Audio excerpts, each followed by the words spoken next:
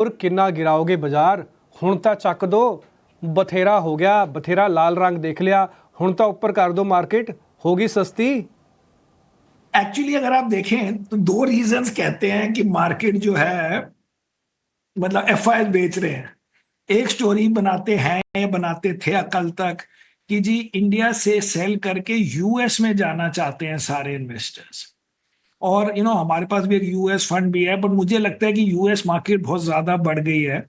और सेकेंडली वहां पे जो इन्फ्लेशन रिलेटेड इश्यूज जो है अभी और वापस आ सकते हैं, बिकॉज अगर आप डोनाल्ड ट्रंप साहब हर जगह टैरिफ लगाना चाहें, कल तक उन्होंने एल्यूमिनियम स्टील पे लगाया, अब कहते हैं हम ऑटो में लगा देंगे।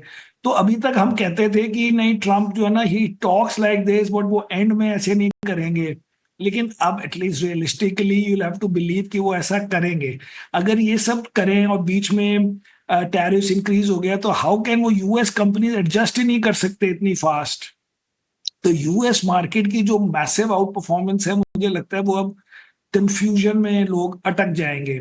और सेकंडली था कि चाइना में पैसे डाल रहे हैं इंडिया से छोड़कर, इंडिया से रिडीम करके। मुझे लगता है कि अगर चाइना की मार्केट चली तो उससे इंडिया को, पता नहीं इमीडिएटली, बट थोड़े दिनों में या एक आध महीने में फायदा हो जाएगा। बिकॉज अभी तक क्या था कि इमर्जिंग मार्केट कैटेगरी ही खत्म हो गई थी, बिकॉज चाइना ठीक नहीं कर रहा था और यूएस बड़ा अच्छा कर रहा था। अगर चाइना अच्छा करे तो इमर्जिंग मार्केट के जो सारे फंड्स हैं, they can go and sell emerging market concept, जिसमें इंडिया को प्रोपोर्शनेटली पैसे मिल जाएंगे 20%। एंड सेकेंडली, अगर यूएस थोड़ा सा भी रुका, जो मुझे लगता है अब रुकेगा प्लस माइनस, इंडिया का प्रेशर हट जाएगा इन terms of selling selling selling bye foreigners every day. And वही हमें चाहिए। बाकी हमारा ठीक चल रहा है, जो स्लो डाउन था उस सबका रिएक्शन हो गया, we can talk about it. But जो एफ आई आई सेलिंग जो हर वक्त का हवा बना हुआ है, मुझे लगता है वो अब एंड गेम में है। ये देखिए, हम लोग क्या करते हैं ना, जब शो प्लान करते हैं और जब गेस्ट आने वाले होते हैं तो हम ना कुछ लाइनें देते हैं कमिंग अप के लिए, उसको टीजर बोलते हैं। तो टीजर में हमने ये लिखा कि आखिर एफआईएस को भारत से प्रॉब्लम क्या है। आप सिंगापुर में बैठते हैं सर, आप थोड़ा बेहतर तरीके से उनसे कम्युनिकेट करते होंगे, कॉन्टेक्ट करते होंगे। तो जो प्रॉब्लम्स थी भारत को लेकर वो दूर हो गई है या फिर अभी भी कोई पेन पॉइंट है उनको जो दिख रही है? क्योंकि वैल्यूएशन तो ठीक ठाक हो गए, बाकी इवेंट्स भी जो गुजरे हैं वो ठीक ठाक गए हैं भारतीय बाजारों के लिए। सो बिग पिक्चर में सॉल्व हो गई है, लेकिन एक जिंदगी भर सॉल्व नहीं होगी अगर ऐसे चलता रहा। और वो उसका जो लॉस है वो आपको नजर नहीं आएगा कि कितना है, लेकिन काफी बड़ा होगा। कि इंडिया में टैक्स रेट फॉरेन इन्वेस्टर के लिए बाकी किसी कंट्री में नहीं है। तो मोस्टली जो इंडिया में, वर्ल्ड में जो लार्जेस्ट इन्वेस्टर्स हैं, जैसे सॉवरेन फंड, जैसे ये कटार गवर्नमेंट, आरडिया, सिंगापुर गवर्नमेंट, या जो यूएस की यूनिवर्सिटीज हैं, वो सब टैक्स फ्री एंटिटीज हैं। तो जो बाकी कंट्रीज में तो वैसे ही टैक्स नहीं लगता, और उनको अपनी कंट्री में भी टैक्स नहीं देना होता। और लेकिन जब इंडिया में आते हैं तो इंडियन रूल्स के हिसाब से उनको यहाँ पे कैपिटल गेन्स टैक्स देना होता है, जिसका कोई सेट ऑफ नहीं है। तो अगर आप यहाँ पे 10% रिटर्न रुपी में बनाएंगे तो वो 8 रह जाता है। और डॉलर को चलो छोड़ो, सुबह सब सब जगह सिमिलर चल रहा है जो भी हो रहा है। सो ये बहुत बड़ा लॉस है, लेकिन उसको कोई समझ नहीं पाएगा कि उससे कितनी लॉस हो गई। बट उसके बाद भी वर्ल्ड चलती रहती है, लेकिन at a slightly lower level. तो जब गंदे दिन आते हैं तब गुस्सा याद आता है, लेकिन जब नॉर्मल होता है, चलता रहता है, हमारा भी फ्लोज आते रहते हैं, एफआई आते हैं, सब अपनी अपनी स्टोरी सुनाते हैं। बट बिग पिक्चर में यह है कि one reason for the fall is कि लास्ट 2-3 साल में इंडिया ने अच्छा किया। एंड वो अब सडनली बिकॉज ऑफ यूएस जो इलेक्शंस में लगा कि ट्रंप आ गया उस वक्त अक्टूबर में, या फिर वो यूएस करेंसी स्ट्रेंथन हो गई, तो उससे हमारी थोड़ी प्रॉब्लम ज्यादा लगी। कि जी टाइटनिंग है, कि स्लो डाउन है, कि वैल्यूएशन हाई है। अब इन सबका सोल्यूशन मिल गया अदर देन टैक्स। तो इसलिए मुझे लगता है कि ठीक है, मैं बुलिश इसलिए रहा हूं ड्यूरिंग दिस पीरियड, जो कि एक्चुअली गलत निकला जैन में। कि इंडियन मार्केट अगर वर्ल्ड ठीक हो तो इंडिया नॉर्मली अंडर परफॉर्म कर सकता है, लेकिन नॉर्मली नेगेटिव नहीं होता। And at least in the long term. तो अब वो एक महीना नेगेटिव रहा है, जबकि rest of the world positive है, तो वो कैचअप होगा मुझे लगता है ना 6-8 महीने में, हल्के हल्के ही हो शायद। लेकिन वैसे कोई इतनी भी लड़ाई नहीं है फॉरेन इन्वेस्टर के साथ कि सुबह उठ के वो रोज बेचे। तो वो क्योंकि इवन दिसंबर में उन्होंने पैसे डाले थे, इवन सितंबर में आफ्टर द टैक्स हाइक तभी भी डाले थे, और सितंबर में तो 5-6 बिलियन डाले थे, दिसंबर में 2 बिलियन डाले थे। इसलिए ये नहीं कहना चाहिए कि वो, ये जो मैं बोल रहा हूँ पॉइंट, उसके लिए वो आएंगे ही नहीं, ये सब चीजें चलती रहती हैं। को लेकर पूछना चाहूंगी, कोविड के बाद एक बड़ा बूम दिखा डिमांड को लेकर, लेकिन मुझे याद है लास्ट टाइम जब हमने आपसे चर्चा की थी, आपने कहा था कि आप मुंबई में 2018 से एक प्रॉपर्टी बेचना चाहते हैं, लेकिन प्राइस अप्रिसिएशन ज़्यादा कुछ नहीं दिखा है वहां पर। Real estate sector year to date basis पर करीब 20% गिर चुका है और काफ़ी अंडर परफॉर्मर रहा है। इस सेक्टर पर आपकी क्या राय होगी?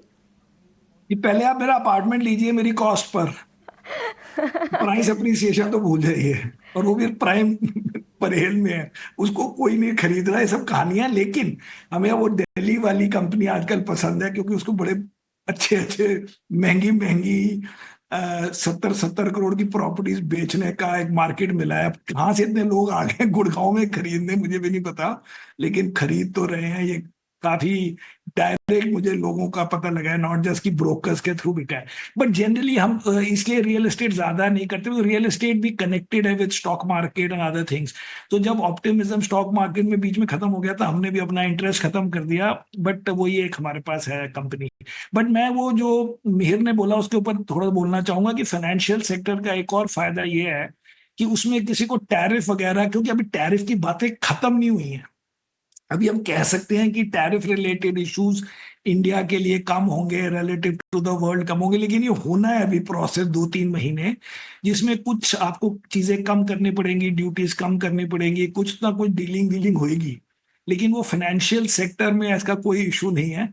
सेकंड, मुझे लगता है कि आईटी सेक्टर को लोग इग्नोर कर रहे हैं, जबकि आईटी सेक्टर का फायदा ये है कि उसमें तो even in the joint statement जो मीटिंग के बाद हुई उसमें भी था कि ये effectively trying to say कि Indian workers working in US, which basically means IT guys, उन सबको हेल्प की जाए, प्रमोट किया जाए या इजीली अलाउ किया जाए, तो उसमें भी वो बच गया है फ्रॉम एनी नेगोशिएशन और अ नेगेटिव दिस थिंग।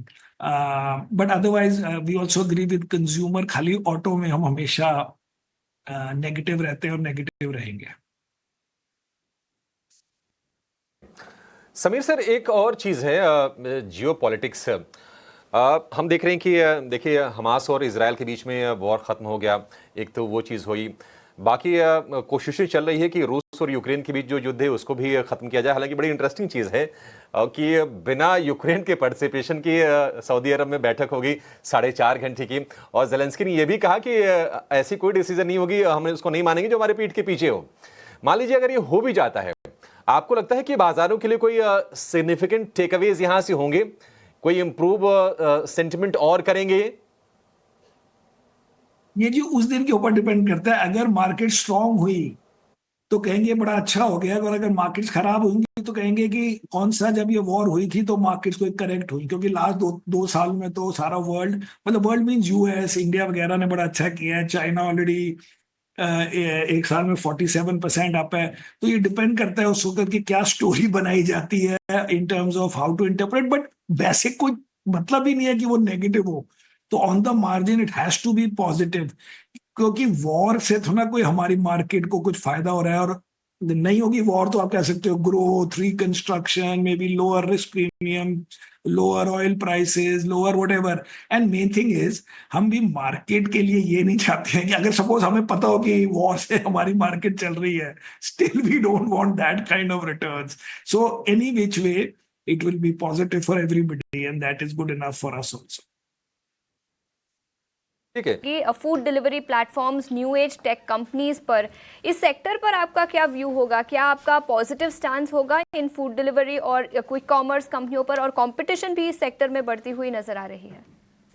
तो मेरा नंबर 1 फूड डिलीवरी कंपनी में तो बड़ा बुलिश स्टैंस है, और उसका रीजन, अब नया रीजन, पुराने तो रीजन सबको पता है कि जो नई कंपनी, थर्ड कंपनी जेप्टो जो लिस्ट होना चाहती है, दैट कैन ओनली लिस्ट अगर मार्केट या तो ठीक हो या इनकी प्राइस ठीक हो, विच बेसिकली मीन्स कि third company can not go public by saying कि मैं अभी पीक लॉसेस पर हूं लेकिन नेक्स्ट 1 साल में मेरे लॉसेस कम हो जाएंगे। उनको डेमोन्स्ट्रेट करना पड़ेगा by the time of IPO की देखिए जी हमारा पहले इतना लॉस होता था वो कम हो गया उससे कम हो गया और अब हम प्रॉफिटेबिलिटी की तरफ जा रहे हैं, which means they can not come at peak competition, जब पीक उनके पीछे हो। लेकिन उनके पास पैसे होंगे मेरे हिसाब से 10-11 महीने का कैश।